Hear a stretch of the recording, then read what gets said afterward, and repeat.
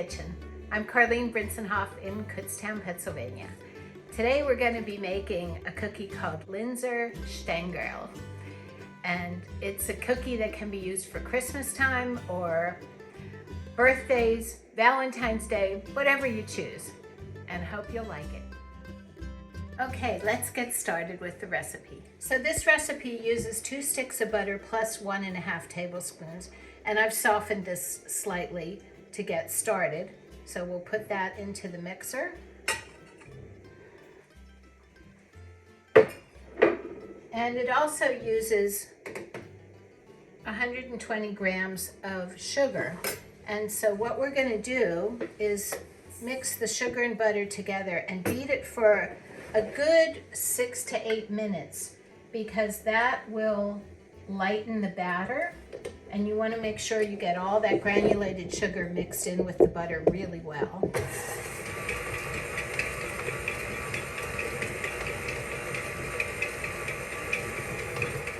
Okay, so after about 6 to 8 minutes, we have the butter and sugar mixed together. So we're going to scrape down the bowl.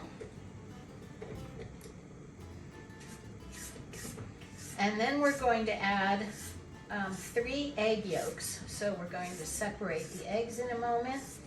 And one thing I forgot to mention, along with the cup of sugar that's in here with the butter, there's also 1.5 teaspoons of vanilla sugar, which I have made myself. So we're going to separate the eggs.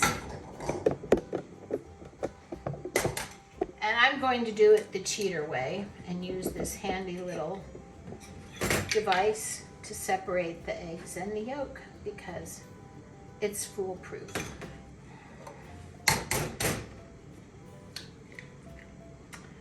And the other thing we're going to add is the zest of 1 lemon, which has been thoroughly washed and dried.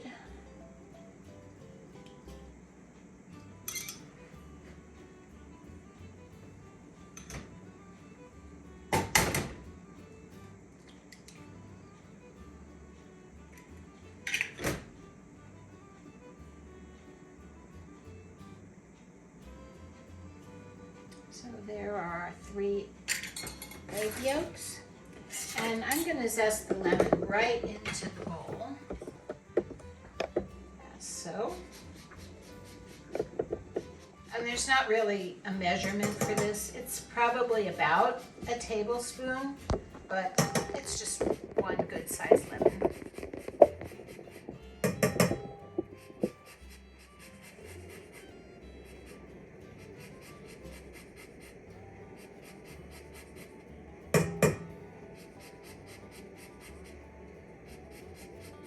And you want to be careful not to get the white pith in with the zest, because that can make it taste really bitter.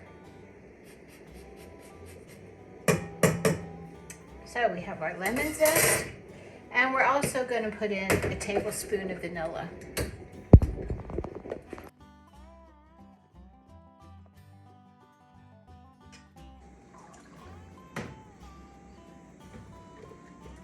And we're going to just stir up the lemon zest and the vanilla and let that mix for just a moment, and then we'll start adding the egg yolks, and we're going to add them 1 at a time and just mix them a little bit in between each one.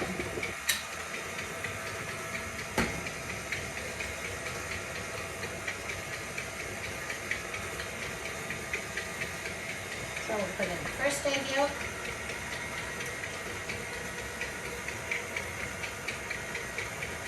And then I'm going to scrape it down in between adding the other 2 egg yolks, just to make sure it gets mixed really well.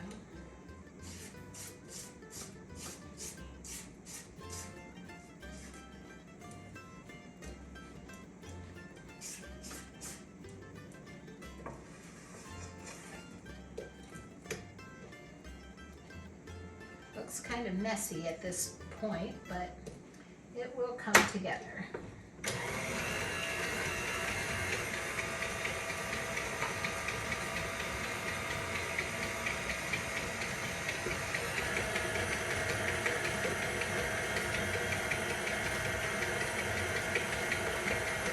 too bad you you out there in the audience can't smell this because smelling the lemon and vanilla is really nice. And there's the last egg yolk. And if you're wondering what to do with leftover egg whites, you can always make pavlova, and maybe we'll do another video on that sometime.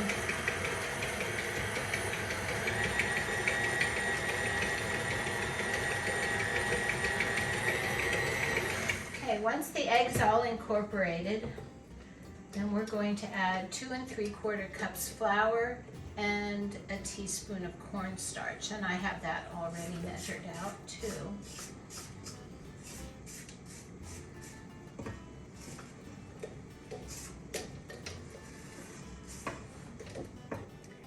So as I said, it's 2 3/4 cups flour with a teaspoon of cornstarch added. So I'm just going to add part of it first and pulse the mixer so we don't have flour everywhere in the kitchen.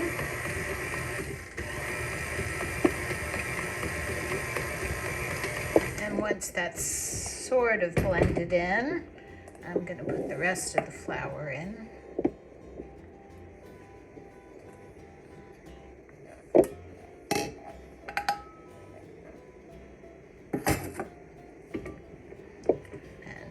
Pulse it again.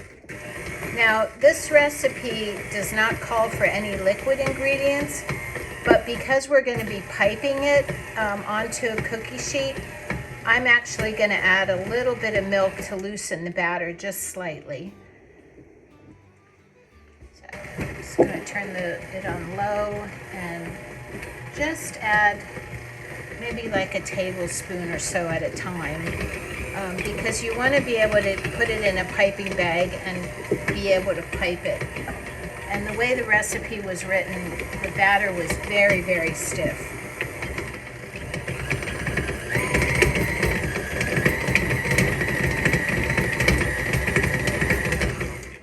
Okay, so this is kind of a feel as you go thing.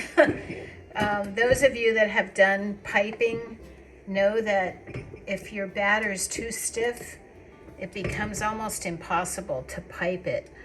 So I'm gonna just try to feel what the batter's like, and it still feels pretty stiff, so I think I'm gonna add just a little bit more milk to it.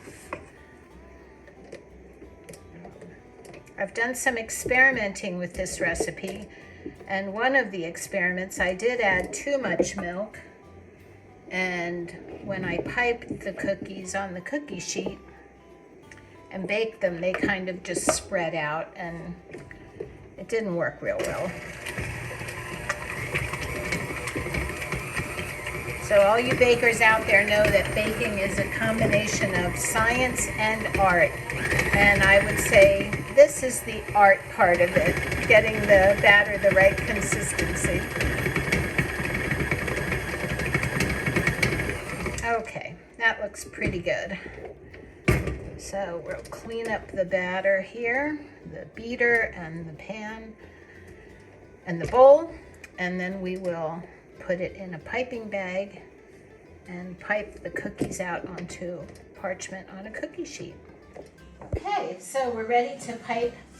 And as I said, this recipe is called, the cookies are called Linzer Stangerl. And Stangerl in German means finger. So we're going to pipe them out and make them look not really like fingers, but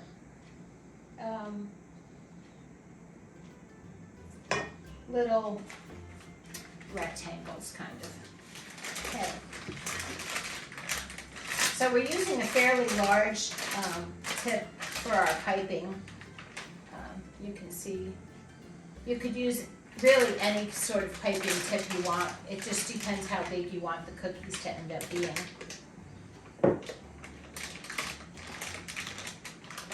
And this is a little more difficult than piping icing because the batter is so stiff. So I'm just going to put a small amount in the bag for right now. And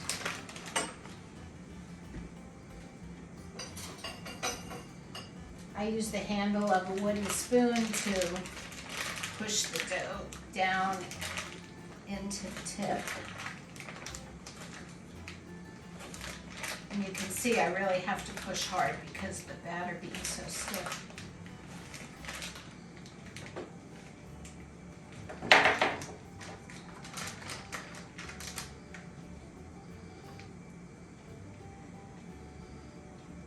So we're going to just pipe out about a 2.5 inch strip like that. And you want to make sure when you're doing this that you make your cookies about all the same length, because what we're going to end up doing is sandwiching them together with some marmalade. And if you have them all different lengths, that's not going to work very well.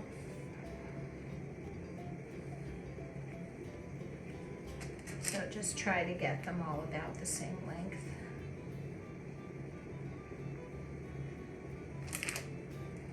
And with this sort of tip, it makes the ends, when you pull the piping bag away, a little bit rough.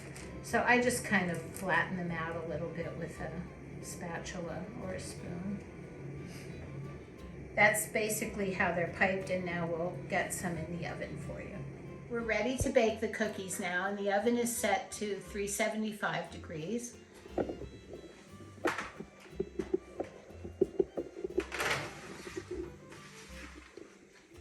And they will bake for about 8 minutes till they're nice and golden brown. Well, the oven timer went off, so they should be ready to take out of the oven. And here is our finished tray of Linzer Stangerl. So we're ready for the next steps now after they cool. Okay, so we're ready to put the cookies together. So the first thing we're going to do is use orange marmalade and sandwich them. But before we do that, I'm going to melt some dark chocolate in the microwave so that we will be able to dip them when they're put together. So the first thing we're going to do is melt the chocolate. When you're melting chocolate, you want to do it in about 30-second increments in the microwave so that you don't burn it. You can certainly use a double boiler as well. And I always add, especially with dark chocolate, I add just maybe a teaspoon of coconut oil to loosen it up a little bit. So you can see this is pretty nice and smooth now. So we're going to let that cool down just a bit while we sandwich the cookies together. Now I'm using orange marmalade just because I like it. It's a pretty traditional filling for these cookies, but you can also use raspberry jam or strawberry jam, whatever your taste preference is. So all you do is put maybe a half a teaspoon between the cookies and just simply sandwich them together.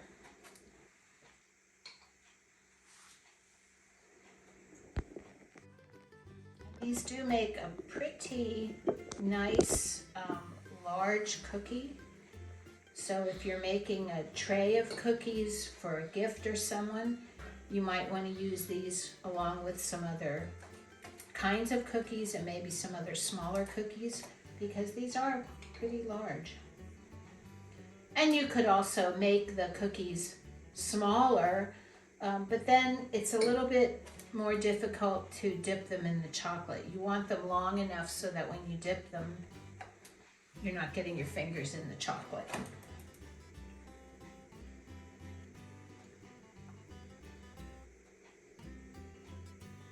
So I'm sure they would be really delicious with raspberry jam as well.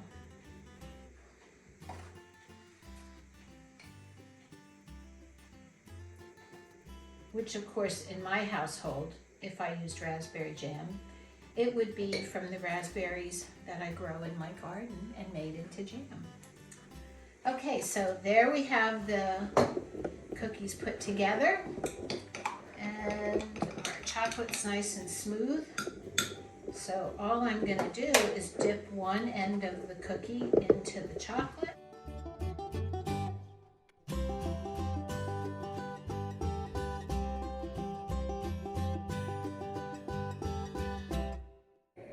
and lay it down on the parchment. And then you'll want to put them in a refrigerator or even the freezer until the chocolate gets good and hard before you store them.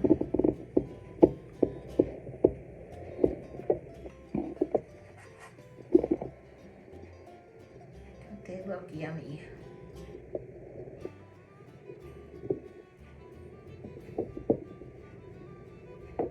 And if this looks like way too much work for you, you can always contact me and I'll make them for you.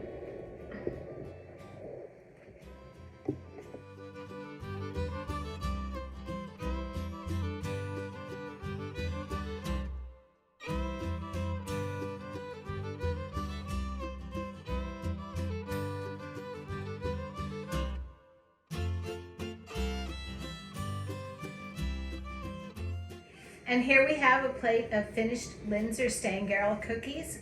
I think they look beautiful and I hope you'll try this recipe. Enjoy!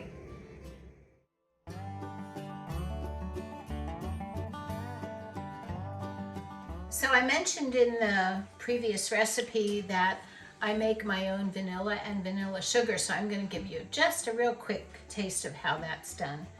To make vanilla is super easy. All you need are vanilla beans and vodka. And you can actually use really cheap vodka because you're only making vanilla with it. You're not making mixed drinks. So all you do is split the vanilla bean carefully, like such, because it's actually the little seeds that are inside a vanilla bean that are the flavor of the vanilla. And then you just fill a bottle, a sealed bottle, with vodka and open up the vanilla bean. And I'll see if I can scrape some out here for you,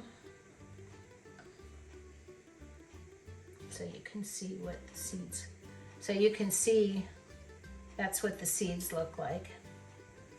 And you don't need to scrape it. You just simply put the vanilla bean in the bottle and fill it with vodka, put it in a cool, dark place for a couple of months, and you end up with vanilla like this. And I decant mine off into a container like this just for using when I'm baking. And vanilla sugar is very simple too. You can just fill a mason jar with either vanilla beans or that are split, or put the seeds that I just scraped off in and mix it up with the sugar. Kind of stir it around with the spoon and let it sit for about a week. And if you get the little black specks in it like you see in vanilla bean ice cream, that's perfectly okay. And you just put the vanilla bean or seeds in here and the sugar, close it up and let it sit for about a week. And when you open it up, you'll have vanilla sugar. And I wish you could smell it now, because if you smell the sugar, you can smell the vanilla in it. It's really nice to use in coffee or in recipes, whatever you'd like that's sweet and vanilla flavored.